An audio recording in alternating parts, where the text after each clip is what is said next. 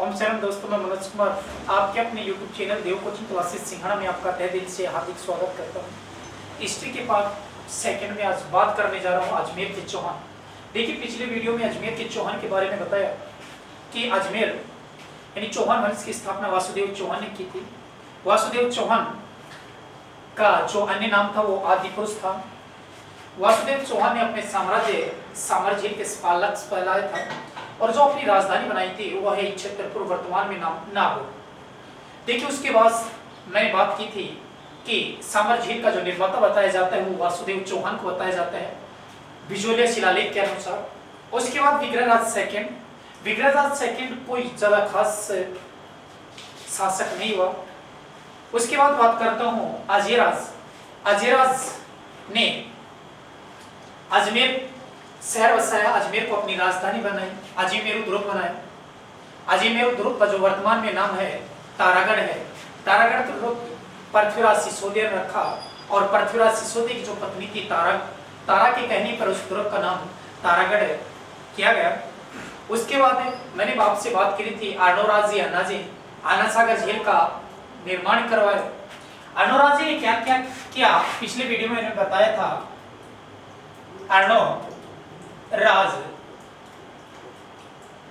अन्ना सागर झील का निर्माण किसने करवाया था? अन्ना सागर झील का निर्माण अर्णोराज जी ने करवाया था। पुष्कर के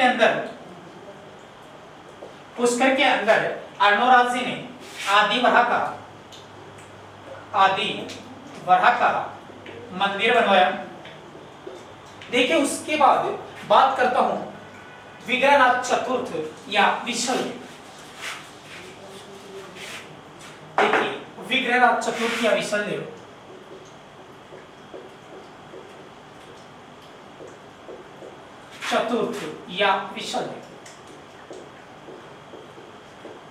विग्रहराज चतुर्थ या विशल देव विग्रहराज चतुर्थ की कुछ उपाधि हैं।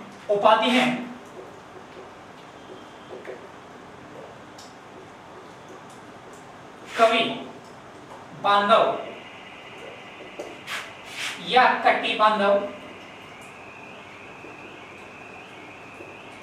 कंठभरण,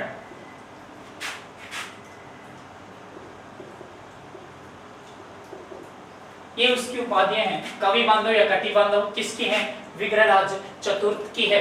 विग्रहराज चतुर्थ ने एक नाटक लिखा था जिस नाटक का नाम है हरि केली नाटक। और हरि केली नाटक की जो भाषा थी वो थी संस्कृत भाषा है, संस्कृत। और विग्रहराज चतुर्थ का जो कार्यकाल था वो 1158 ईस्वी से 1168 ईस्वी तक था। ठीक है। उपाधि कवि बांधव, कटी बांधव या कंठभरण। नाटक लिखा था जिसका नाम था हरि केली नाटक। भाषा कैसी थी? संस्कृत भाषा थी। विग्रहराज चतुर्थ के दरबार में विद्वान रहते थे, विद्वानों का आश्रय दाता था। विग्रहराज चतुर्थ के दरबार में दो विद्वान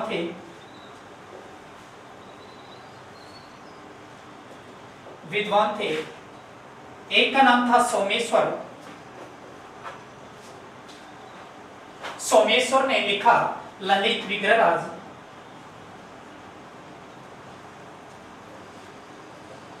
और एक था नरपति नाला ने लिखा विशल देव रस। देखिए, विग्रहराज चतुर्थ विशल देव 1158 से 1168 तक। उपाधि थी कवि बांधव या कटी बांधव। विग्रहराज चतुर्थ ने एक नाटक लिखा जिसका नाम था हरि केली नाटक। हरि केली नाटक की जो भाषा थी वो संस्कृत थी। इसके दरबार में दो विद्वान थे, विद्वानों का आश्रय दाता था। इसके दरबार में सोमेश्वर ने ललित विग्रहराज, नरपति नाला ने विशल देव रासो नामक पुस्तक की रचना की। उसके बाद बात करते हैं विशल देव या विग्रहराज चतुर्थ।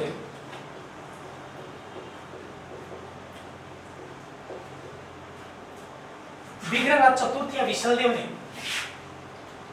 बनास नदी बनास नदी टोंक में बिशनपुर बांध का निर्माण करवाया। बनास नदी, और बनास नदी कहां से बहती है? टोंक से। और किस बांध का निर्माण करवाया? बिशनपुर बांध का निर्माण करवाया।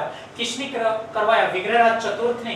किस जगह पर? टोंक के अंदर बिशनपुर बांध का निर्माण करवाया विग्रहराज चतुर्थ ने। और क्या किया विग्रहराज चतुर्थ ने? संस्कृत अजमेर के अंदर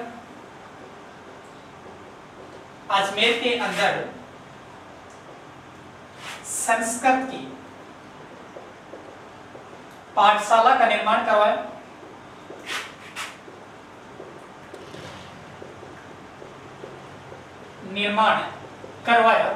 जो संस्कृत की पाठशाला का निर्माण करवाया, इस पाठशाला का नाम था सरस्वती कंठाभरण, और इसका निर्माण करवाया था विग्रहराज चतुर्थ ने। और कहां पर करवाया था? अजमेर के अंदर। परंतु इस संस्कृत की पाठशाला को तोड़ दिया किसने? कुतुबुद्दीन ऐबक ने संस्कृत की पाठशाला को तोड़ दिया। किसने तोड़ दिया? कुतुबुद्दीन ऐबक ने। और इसी पाठशाला के स्थान पर क्या बनवा दिया? 2.5 दिन का झोपड़ा। 2.5 दिन का झोपड़ा बनवा दिया। राजस्थान की पहली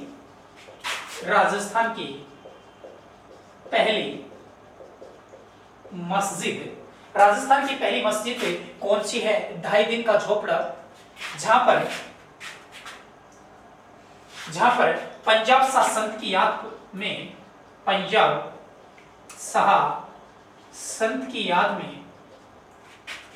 2.5 दिन का उर्स लगता है। देखिए विग्रहराज चतुर्थ अच्छा निर्माता था। इसने बनास नदी टोंक के अंदर बिशनपुर बांध का निर्माण करवाया। अजमेर के अंदर संस्कृत की पाठशाला का निर्माण करवाया। संस्कृत की पाठशाला का नाम था सरस्वती कंठाभरण। इस पाठशाला को कुतुबुद्दीन ऐबक ने तुड़वा दिया, और कुतुबुद्दीन ऐबक ने यहाँ पर 2.5 दिन का झोपड़ा बनवाया, जो राजस्थान की पहली क्या थी? मस्जिद थी। और इसी मस्जिद के ऊपर पंजाब शाह संत की याद में 2.5 दिन का क्या लगता है? उर्स लगता है। इस मस्जिद का निर्माण कुतुबुद्दीन ऐबक ने करवाया, जहां पर पंजाब शाह संत की याद में क्या लगता है? 2.5 दिन का उर्स लगता है। देखिए आगे बात करते हैं। कुतुबुद्दीन ऐबक ने संस्कृत की पाठशाला को तोड़वा दिया। उसके बाद करते हैं विग्रहराज चतुर्थ। विग्रहराज चतुर्थ ने दिल्ली के कुछ शासक थे तोमरों को पराजित किया और अपना साम्राज्य अजमेर से दिल्ली तक फैला। विग्रहराज चतुर्थ ने दिल्ली के तोमरों को पराजित किया और अपना साम्राज्य अजमेर से दिल्ली तक फैलाया। इसी के काल को चौहानों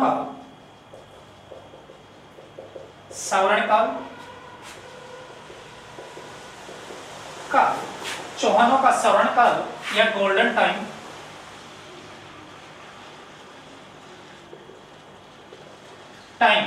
कहते हैं। किसके काल को? विग्रहराज चतुर्थ को।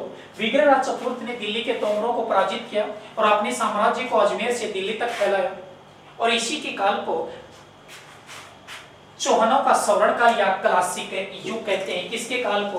विग्रहराज चतुर्थ। देखिए विग्रहराज चतुर्थ ने एक नाटक लिखा जिसका नाम था हरि के लिए नाटक। इसके दरबार में कुछ विद्वान भी रहते थे। इसकी कुछ उपाधियां थी। इसने बनास नदी के ऊपर बिशनपुर बांध भी बनवाया। अजमेर के अंदर संस्कृत की पाठशाला का निर्माण करवाया, लेकिन बाद में कुतुबुद्दीन ऐबक ने इस पाठशाला को तोड़ दिया और इस जगह 2.5 दिन का झोपड़ा का निर्माण करवाया, जो राजस्थान की पहली मस्जिद है, जहां पर 2.5 दिन का उर्स लगता है पंजाब साहब संत की याद में। इसने दिल्ली के तोमरों को पराजित किया और अपने साम्राज्य को अजमेर से दिल्ली तक पहुंचाया। इसलिए इसके शासनकाल को चौहानों का गोल्डन टाइम या स्वर्ण युग कहते हैं। देखिए बात करता हूं, विग्रहराज चतुर्थ के बाद में एक शासक हुआ जिसका नाम था सोमेश्वर।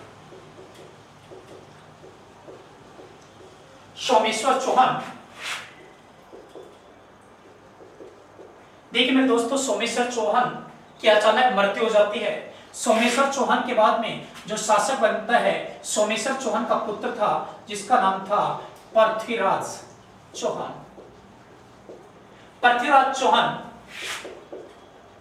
1177 से 1192 ईस्वी तक शासन करता है अजमेर पर। पृथ्वीराज चौहान की जो उपाधि थी वो थी राय पिथौरा और दल पंगुल। इसका मतलब होता है विश्व विजेता। देखिए सोमेश्वर की अचानक मृत्यु हो गई। सोमेश्वर का पुत्र हुआ पृथ्वीराज चौहान थर्ड, जिसकी उपाधि थी राय पिथौरा दल पंगुल, जिसका मतलब होता है विश्व विजेता। पृथ्वीराज चौहान थर्ड की जो नीति थी वो थी दिग्विजय। दिग्विजय की नीति थी। दिग्विजय का मतलब है आस पड़ोस के राजाओं को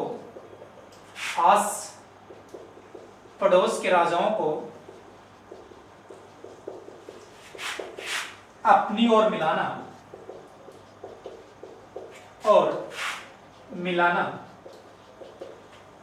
ये नीति किसकी थी? पृथ्वीराज चौहान थर्ड की थी। पृथ्वीराज चौहान की उपाधि थी राय पिथौरा। पृथ्वीराज चौहान का जन्म हुआ वो 1166 ईस्वी में हुआ। 11 वर्ष की उम्र में ही शासक बन गया। 11 वर्ष की उम्र में ही शासक बन गया।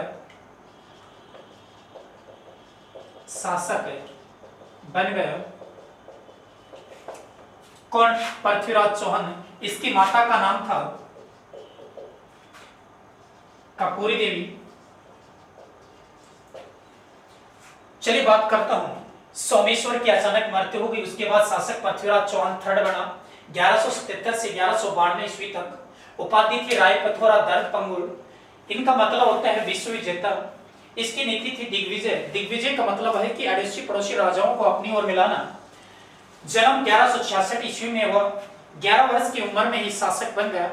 इसकी माता का नाम था कपूरी देवी, जिसने शिक्षिका का काम किया। शिक्षिका का काम किसने किया? इसकी माता ने। बात करता हूं इसके प्रधानमंत्री की। इसके प्रधानमंत्री का नाम था कैमास या कैलाश। किसके? पृथ्वीराज चौहान थर्ड के। देखिए पृथ्वीराज चौहान थर्ड के प्रधानमंत्री का नाम था चौहान। थर्ड के प्रधानमंत्री का जो नाम था वो था कैमास या कैलाश।